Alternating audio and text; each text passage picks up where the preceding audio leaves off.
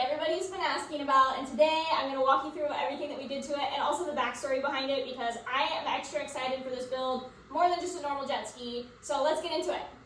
So the story behind this build is that my first ski was a 440. It was hot pink with bubbles and flowers on it. To this day, still don't like hot pink and bubbles and flowers. But I grew up riding 440s and 550s. Those were my first skis. And when I started racing, I was racing SXRs, but we would also race the 440s and the 550s for fun. I raced a 440 at the IJSBA World Finals maybe 2 or 3 years before I got more into like the other classes that they had, and I was trying to go for like a pro level. So we had a plan to build a race motor for the 440 class, and it just kind of kept getting pushed aside for the other racing that we were doing. And at that time, we were running the national tour, and there was this group of really cool rednecks from Georgia. One of them's name was David Bassett, and he had this Thunderjet that had the Viper motor in it. And he messaged me one time and was like, "Hey, do you want this?" And I was like, "Absolutely, how much do you want for it?" And he was like, "I'll send it to you." And so he pulled the motor and all the pieces out of it.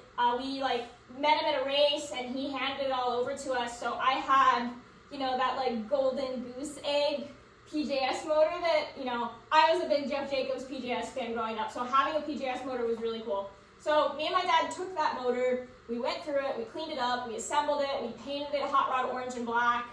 And then it sat on the bench for at least a year because we were busy with all this other stuff. So finally, we're ready to build it, and I kid you not, like a couple weeks before we go to build it, my little sister and I were out riding at the lake, and nobody else was on the lake. And I already know my dad's like getting bristled just thinking about this story.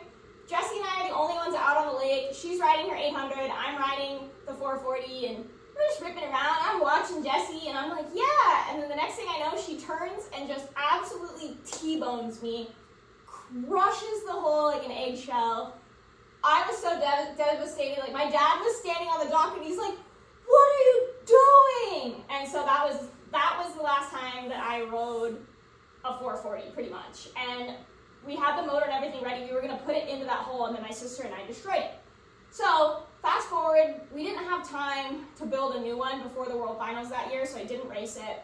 Kept racing other classes. And then a friend of ours at the Lake of the Ozarks, Nick Miller, who runs Nick's Jet Ski Shop, which has been at the Lake of the Ozarks for years. The guy has given a ton to the local sport down there.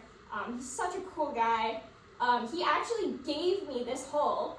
He like dug it out of the bushes in at the Lake of the Ozarks mountains, and his son and some of his friends like carried it to the truck for me, and I had this hole that was sitting, and it was pretty nasty because it had been sitting outside. So I had all this elbow grease, like taking off stickers and cleaning it. And then again, it sat at my dad's house for quite a while because I moved to the West Coast to pursue my career, and I just didn't have room to take it with me. And at the time, I wasn't capable of building it myself, so it sat.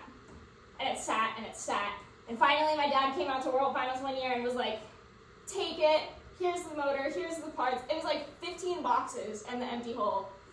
All right, so fast forward to me moving to Lake Havasu. I have this ski, I have these boxes of parts, and I finally am like, I'm gonna get this done. Like, I can do this. I feel confident enough to build it myself. And then I was too busy, and I'd pick at it here and there. I took it to Pro Watercraft, and while I was working at Pro Watercraft, I stripped it, took all the crap off of the thing, like all the bits and pieces that needed to come off, cleaning up the hole a little bit. And then I reached out to Dion Giuliano, who is a absolutely badass painter. I knew his work from like Hot Boat magazine. Like he did a lot of really cool like speedboats and stuff like that, but he's painted all kinds of stuff. And I reached out to him, and he offered to paint it for me. So I sent it out to him in California. It took him a little while, but he was doing me a huge solid. So when it came back, I was so excited. The paint job was inspired by my dad's first ski. My dad bought his first 440 like a million years ago, obviously. And he and his best friend in middle school and high school had both bought skis, and they painted them to match. So his was the same paint job, but yellow and red. And so I did the same paint theme, but in my colors, which were orange and black. And so I was really excited when it came back, And then I had the whole painted and I had the mats done, and I was looking at the motor and I was like, I got this done, and I'm gonna keep saying that I'm gonna build it, and it's never gonna get done. And so Andrew and Rachel at Ace Performance are good friends of mine. If you guys know Andrew, he builds like some of the fastest 440s and 550s around. Like, he's won the world titles. His skis are always like out in front. So he kept getting in my ear like, let me build it, let me build it. And finally I was like, you know what?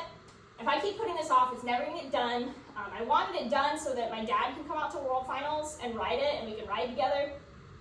So I just packed everything up, and I was like, Andrew, here you go, make me proud, do what you can. And so he took it back to California with him, and I was really fortunate that I reached out to all my sponsors and we got all the last bits and pieces that we need to build it.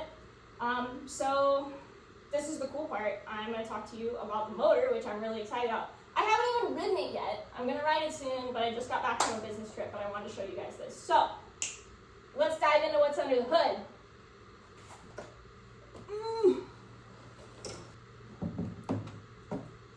Ta-da! Alright, so check it out. This is a PJS Viper motor out of a Thunderjet, LaserJet. I want to say it was a Thunderjet. It was the green and purple one. My dad and I built this motor probably 5, 6, 7 years ago when we got it from Dave Bassett.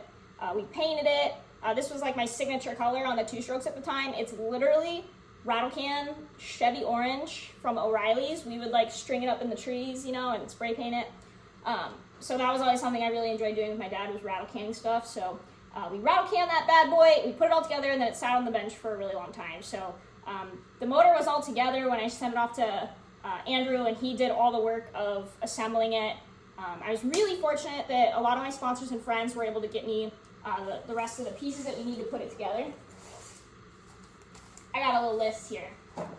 So, starting from the top, obviously these bad boys, these are the Aquanuts head nuts. They make it just look really tough. Andrew like went out of his way to like machine some of this stuff to kind of show off the metal, so it looks pretty tough. It like stands out from the rest of the paint. So I think that between the Aquanuts and then the work that he did to kind of show off the motor a little bit makes it look super tough. So ADA Racing has been helping me out for years now, and their billet aluminum stuff is so mint.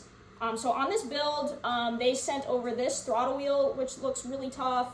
The bilge, like all of the bilge fittings, the cooling line pistons, the bilge fitting, those are all ADA billet, very nice stuff. And then they're so rad that every year they send me a gas cap with my Jet Girl logo on it. So they sent that, and then also the filler neck to make that work on this ski as well.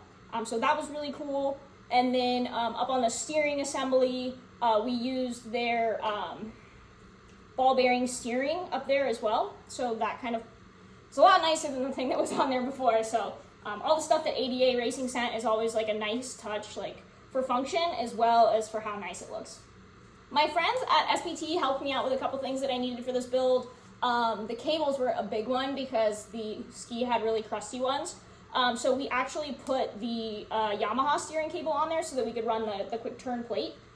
So SPT helped me out with that and a throttle cable. So they have tons of cables, and I like to keep them on deck, you know, just in case something crazy happens. So SPT helped out with that. HydroTurf had these hood seals on lock. So the hood seal and then also the hood pads were from HydroTurf outside of the mats. The mats were custom as well.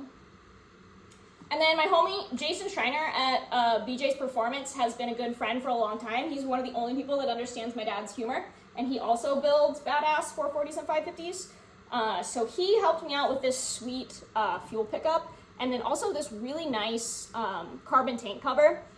The gas tank was okay. I didn't particularly want to like buy a brand new one, but it was in good condition, but it was still like turd yellow, and that's not very cute. So he makes these carbon tank covers. It's really easy to install. You literally just have to pull your pickup off and it drops down on there. It fits perfect. So that honestly, that complements the motor so well because that yellow tank is such an eyesore. So I was really happy with that. I'm really looking forward to riding it. Andrew and Rachel already tested it for me, so I'm really excited to try it. But the first thing we have to do before we ride it is that we have to ruin it for the vintage purists. and I'm gonna take it to Pro Watercraft and put some handling parts on it. I'm not gonna ruin it all the way because I don't wanna ruin the paint job, but I'm headed to Pro Watercraft next, so stay tuned.